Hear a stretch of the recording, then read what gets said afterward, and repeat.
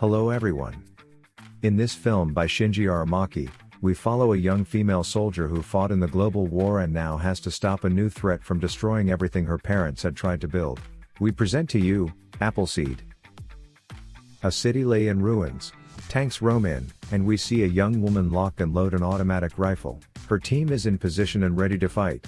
Through night vision goggles she acquires her targets and jumps into action, fighting off many enemies on her own, but her team gets taken out one by one. She tries to run from the tanks, but the enemy surrounds her. The battle is lost and her team killed, but just in the nick of time. SWAT storms in and takes out the last of the cyborgs and tanks and captures the girl. Her name is Dunan Newt. She is rescued by Briarios, her former lover. Hitomi, the woman who led the team, is worried about the bruises the tranquilizers have left and says that Dunan is very beautiful before they take her to a helicopter and take off. Opening credits show their arrival to Olympus, a utopian city built after the war. Its population is half human and half clone, a genetically engineered species called bioroids. Olympus is governed by three factions: Prime Minister Athena Areos, General Edward Uranus III, head of the Olympus Army, and a council of elders. Everything in the city is observed by an artificial intelligence named Gaia, from a building called Tartaros. Dunan dreams of a memory from her past when Briarios was still a human and they were fighting together. She is cleaning her gun and sees him walking past to go on a scouting run, and when Dunan wants to go along, the man refuses and says he'll be back before she knows it. When our protagonist wakes up, she finds herself in a high-tech hospital room. As soon as she opens her eyes she grabs Hitomi from behind and promises to snap her neck if she dares to move. Security rushes in and Dunan makes her way to the door with Hitomi still as her shield, and opens it. She hears a familiar voice give her a command to stand down. She recognizes the voice. It's Briarios, who then enters the room. She is given a set of clothes and taken to her quarters, where in the living room Hitomi explains that the war has ended without a clear winner. She is shocked by this as he has been fighting one meaningless battle after another for months, which Hitomi thinks to be the nature of war. Hitomi leaves the room and promises to give Dunan a tour of their wonderful utopia the next day. Dunan asks Briarios about his body, to which he says it was badly damaged a year ago on the North African front. He hands her a semi-automatic pistol, says it was her father's and he kept it from being confiscated. She seems glad to see it and examines the weapon. After Briarios leaves, Dunan falls asleep on the floor beside her bed. The Prime Minister, Athena Areos, and the Council of Elders are having a meeting. One of the elders says it was her who orchestrated the attack and states that a few greedy mercenaries are no match to the SWAT. They think that General Uranus is out of their reach now and that Gaia has reached the limit of her tolerance.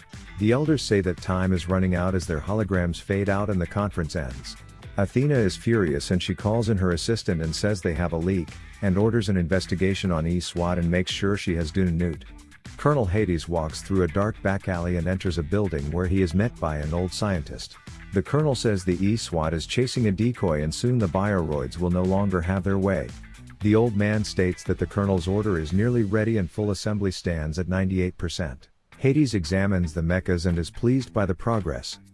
The elders are discussing the bioroids and think that the first generation lacks sufficient restraints. They see Athena as a wolf in sheep's clothing. The next morning, Dunan dreams of a battle where Briarios turns into a monster and attacks her, just before she wakes up and realizes where she is. Hitomi is already at her place to give her the tour she had promised her. They take a ride in her new floating car and she explains how the city functions. Hitomi says that Dunan's registration papers were finalized and she is now an official citizen of Olympus. She also explains how emotional reactions of humans often lead to war, and that is why emotions like anger and envy are suppressed in bioroids, to keep the peace. Dunan notices a car following them and Hitomi makes a sharp turn. Their joyride has turned into a high-speed car chase, when suddenly an armored woman with sharp whips attacks them and slices their car in half. Dunan rushes to fight her but is overpowered. Luckily Briarios comes along and kills the attackers. The last cyborg commits suicide with its whip and says that the seal surrounding the Appleseed must never be unlocked before Briarios destroys it completely. Later, Hitomi takes Dunan to meet the elders, who are glad she is safe and wasn't hurt in the attack. The elders are in awe of Dunan's beauty and say that she has her father's eyes. She is surprised by that and asks if they knew him. The elders say that everyone knows who her father was. The bioroids were created from the DNA of Dunan's late father Carl, making the second-generation bioroids her brothers and sisters. However, they have a much shorter lifespan than humans due to suppressed reproductive capabilities. The elders explain that Olympus is plagued by conflicting factions and introduce her to Gaia. Colonel Hades and the general discuss the unrest between the governing factions and are concerned about Athena looking for Carl's daughter. They are planning an attack on bioroids, and the general states that he will never let humans become living tools. Dunan joins the counterterrorism organization eSWAT. During a training session she takes out an entire unit, having only started out with a knife. It only took her 16 minutes to dominate the whole unit. The commander is impressed, but Briareos thinks she was disrespectful and was showing off and should have shown more respect to her new teammates. Dunan gets pissed off at Briareos for being distant and avoiding her. Later that night Dunan attends a nightclub with her new teammates where Hitomi tells her she would like to know what it feels like to be in love. She says it's the only thing she envies about humans and thinks it would be wonderful to be able to feel that kind of emotion herself. The next morning we see a truck full of completed mechas driving on a highway toward Tartaros. Meanwhile Dunan gets an introduction of the mechas used by the eSWAT. The engineer Yoshitsune Miyamoto examines the machine and says the cockpit needs adjustment before she can test it out. As Dunan suits up and tests the landmate, an emergency red alert code is declared, and eSWAT gets ready to move out. A terrorist attack by the untraceable mechas that the general had secretly ordered is underway. The eSWAT takes a lot of damage and suffers heavy losses.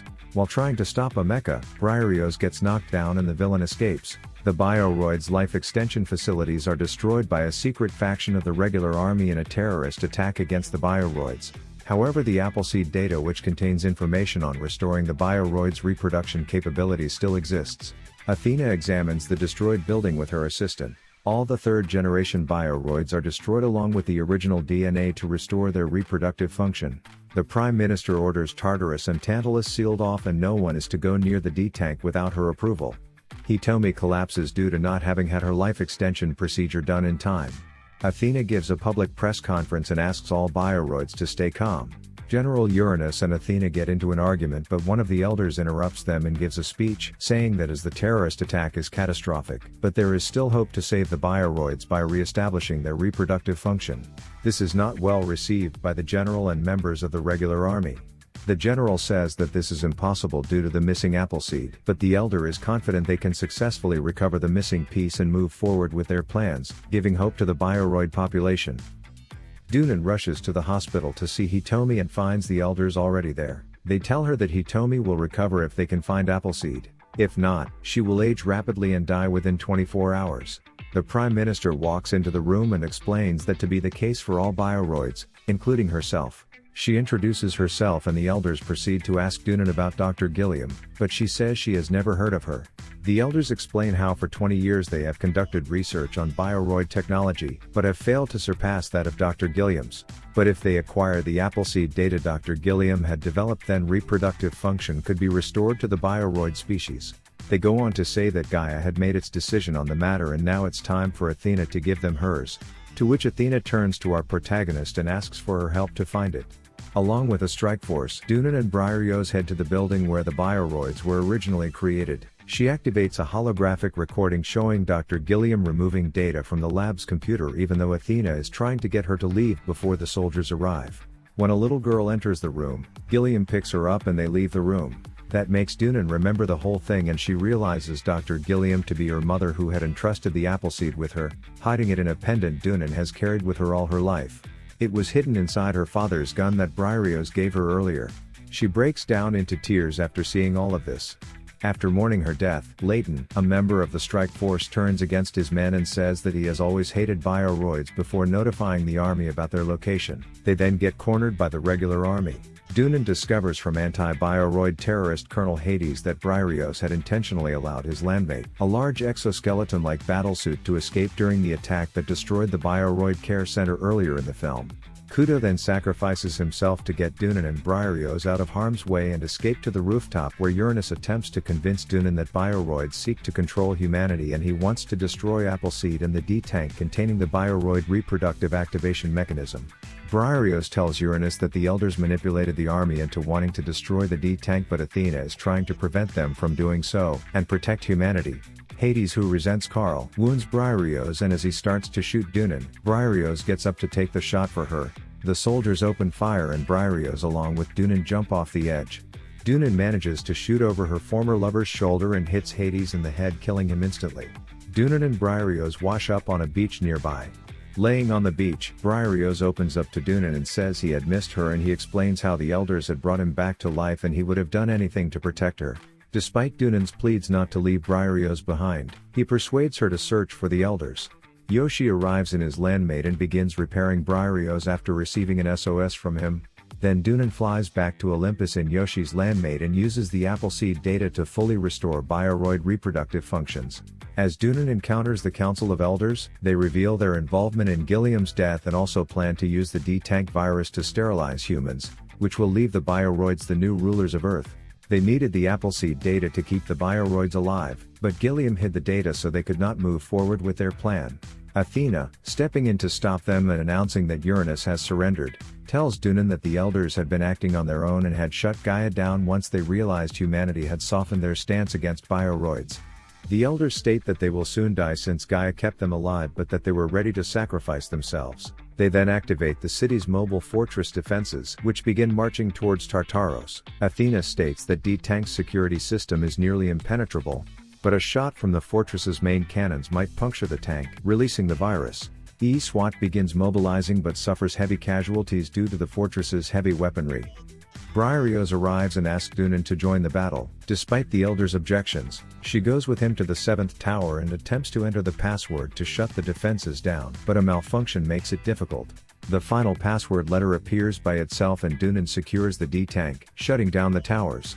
She reveals that the sins of humanity will probably get worse, but that there is always the chance that future generations will learn from these mistakes, and she vows to keep fighting for the children. This is it for this time. Thank you everyone for watching. Please give us a thumbs up, subscribe to our channel, and don't forget to leave a comment down below to let us know what you think of the video as well as the film itself. Until next time folks.